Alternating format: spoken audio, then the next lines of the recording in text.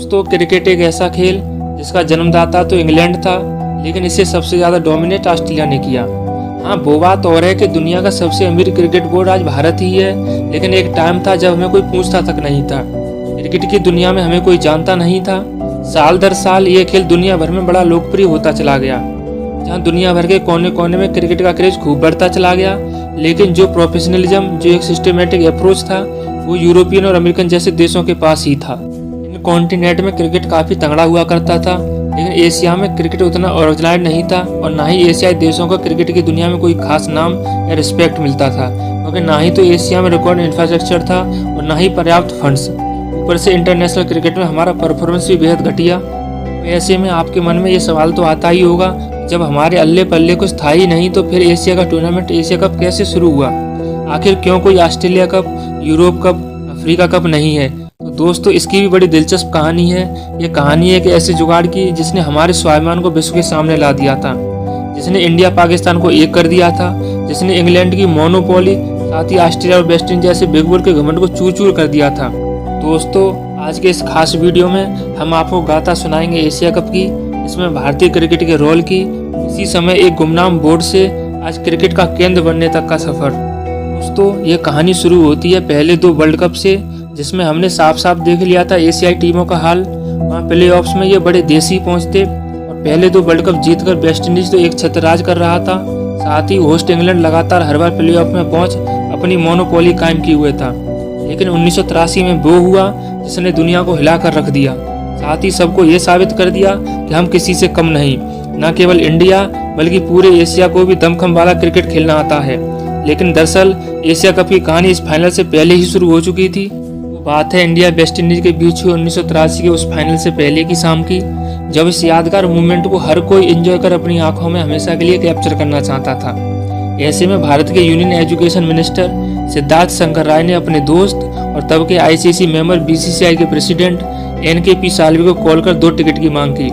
अपने दोस्त की इस इच्छा को पूरा करने के लिए साल्वे साहब ने ऑर्गेनाइजेशन से 2 टिकट की मांग की, लेकिन अपनी इंग्लैंड के फाइनल में ना पहुंचने की फ्रस्ट्रेशन से उन्होंने साफ मना कर दिया कि ये 2 टिकट्स तो नहीं मिलेंगी। अब साल्वे साहब को बुरा इस बात का नहीं लगा कि उन्हें टिकट नहीं मिली, बल्कि उन्हें वो एरोगेंस, वो लहजा पसंद नहीं आया।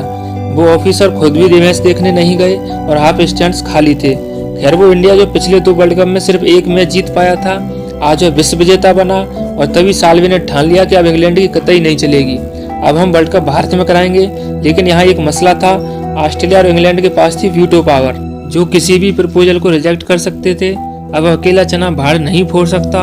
यहाँ जरूरत थी पूरे एशिया को एकजुट होने की, लेकिन उसके बाद भी इस पर हरी झंडी लग जाती, इसकी कोई गारंटी नहीं थी। तो दोस्तों, 26 जून 1983 को वर्ल्ड कप फाइनल के ठीक अगले दिन लंदन में लंच के दौरान साल्वे की मुलाकात होती है पाकिस्तान के एयर चीफ मार्शल नूर खान से, जहां उन्होंने खान साहब को सारी बातें बताईं और इस यूनिटी के लिए पाकिस्तान से समर्थन मांगा। लेकिन सिर्फ इन दोनों के साथ हो जाने से ये पॉसिबल नहीं था, तो साल्वे ने एशिया की सभी टीमों को एकजुट करने के लिए कदम बढ़ाए। साथ ही बीसीसीआई के सपोर्ट में देश की कुछ जानी मानी हस्तियाँ, बिजनेस टाइकून भी साथ आए, और उसी साल लाहौर में मीटिंग होती है और यहाँ जन्म होता है एशियन क्रिकेट काउंसिल का, जिसके पहले प्रेसिडेंट बनते हैं साल्वे। आमतौर पर कहूँ तो ये एशिया वालों की लोकल आईसीसी थी, जो अब इंटरनेशनल मैच ऑर्गेनाइज करने वाली थी। अब इस मीटिंग में सभी बातें रखी गईं और जगमोहन डालमिया ने आईसीसी के सामने रखा जाने वाला वो प्रपोजल तैयार किया, जिसमें सब कुछ साफ लिखा था कि वर्ल्ड कप इंग्लैंड से बाहर आए और बाकी देशों को भी होस्टिंग राइट्स मिलें। लेकिन जिसका डर था वही हुआ। आईसीसी ने इस प्रस्ताव को यह कहकर खारिज कर दिया कि सब कॉन्टिनेंट में लाइट फैसिलिटी अच्छी नहीं है, 60 ओवर के मैच पॉसिबल नहीं है। लाइट प्रॉब्लम की वजह से ही अभी तक सब कॉन्टिनेंट में सिर्फ 26 या 40 ओवर वाले मैच होते थे। तो साल्वे ने यहाँ बीच का रास्ता निकालने के लिए लगाया एक कमाल का जुगाड़ कि क्यों ना हम एक ऐसे टूर्नामेंट का आयोजन करें जिसका नाम होगा एशिया कप, और यहाँ एशिया की सभी क्रिकेट टीमें पार्टिसिपेट भी कर पाएंगी, और ये होगा हमारा जोरदार जवाब। लेकिन सिर्फ स्टार्टअप के ख्वाब देखने से वो पूरे नहीं हो जाते, उनमें इन्वेस्ट करने के लिए भी कुछ धनराशि चाहिए होती है, और वो हमारे पास थी नहीं। तो ऐसे में दिल्ली में एक मीटिंग होती है, जहां आईसीसी के एसोसिएट मेंबर को भी बुलाया जाता है, और उस मीटिंग के चीफ गेस्ट होते हैं शारजाह के शेख बुखातिर क्रिकेट के बड़े शौकीन थे, जो कि शारजाह में ढेरों अनऑर्गेनाइज्ड मैच कराते थे। बस मिल गया इन्वेस्टर, अब उन्हें इन मैचों में फंडिंग करनी थी। साथ ही एक परफेक्ट वेन्यू भी मिला, शारजाह क्रिकेट ग्राउंड, जो कि आज दुनिया के जाना माना क्रिकेट स्टेडियम है।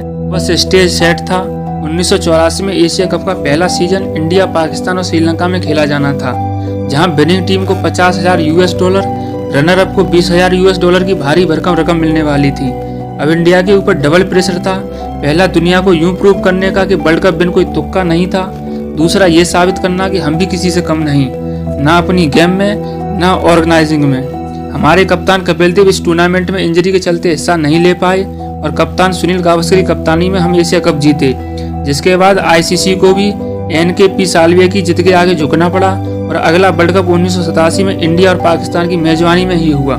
यहाँ से एक कंगाल क्रिकेट बोर्ड दुनिया का सबसे अमीर और नामी क्रिकेट बोर्ड बनकर उभरा और आज एशिया कप की सबसे सफल टीम हम हैं, जिसने सबसे ज्यादा 7 बार यह टूर्नामेंट जीता।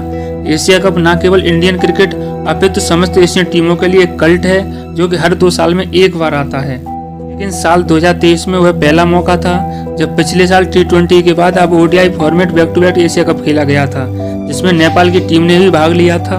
तो दोस्तों, ताज्जुब की बात तो यह है कि जिस इंडियन टीम के पास कभी फंड्स भी नहीं होते थे, आज वही Indian cricket board Asia cup से 1 रुपया भी नहीं कमाता, बल्कि उस पैसे को एसोसिएट और बैकवर्ड क्रेडिट टीमों के विकास पर ही खर्च करता है। बोलिए, है ना कितने गर्व करने वाली बात। दोस्तों, कमेंट करके बताइए आपको ये फैक्ट पहले पता थे। तो दोस्तों, कुछ इस तरह जन्म हुआ एशिया कप का। ये थी कहानी एशिया के सबसे बड़े टूर्नामेंट की, जिसने भारतीय क्रिकेट की काया पलट करके रख दी। आज भले ही साल्वेजी इस दुनिया में नहीं है, लेकिन उनका यह योगदान हमेशा याद किया जाएगा। दोस्तों, वीडियो आपको अच्छी लगी हो तो लाइक करें, शेयर करें। अगर चैनल पर नए हैं तो प्लीज़ सब्सक्राइब जरूर करें, जिससे आपको हमारे आने वाले वीडियो और पुराने वीडियो देखने को मिलते रहें। तो दोस्तों, मिलते हैं अगले वीडियो में एक नई दिलचस्प कहानी के साथ। तब तक के लिए नमस्कार।